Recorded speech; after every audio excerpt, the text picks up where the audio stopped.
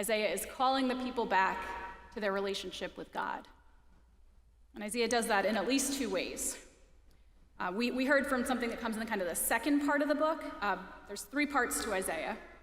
The first third, and scholars think they were written at different times in history. The first third or so was written at a time when the people of Israel were still living, in their homes, but they weren't living the way that they were supposed to live.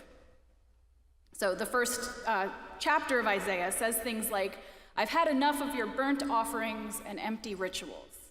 Instead, cease to do evil, seek justice, rescue the oppressed, defend the orphan, plead for the widow."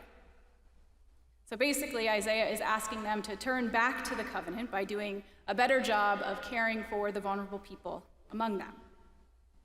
They might say that they believe righteous things, they might worship in a proper way, but they're not treating other people the way that they should.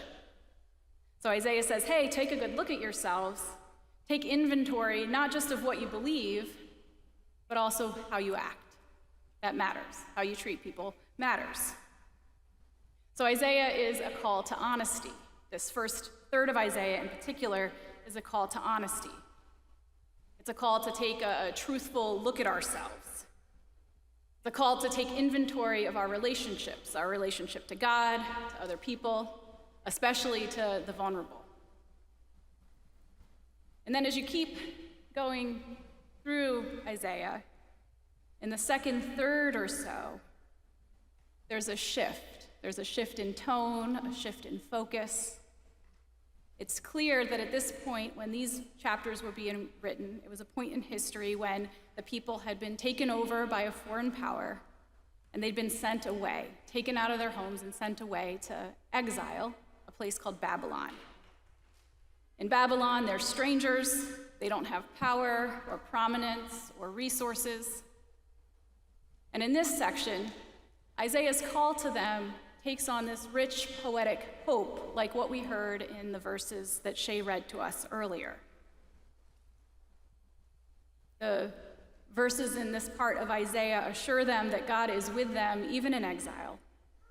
And also, there are promises that they'll get to go home. And as Isaiah continues to go on into the last third, they start to get closer and closer to that home they've waited for. But they're not there yet in this point where we've heard today.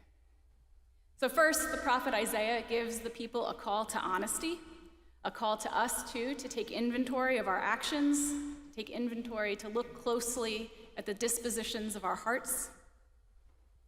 And then second, Isaiah is a call to hope. It's a call to hope that even when we turn away or when life turns us away and it doesn't seem like God is there, God is still upholding God's part of the covenant, that God is still wanting and offering us and reaching out to us with this mutual relationship of love and trust that God created us for and pulls us into.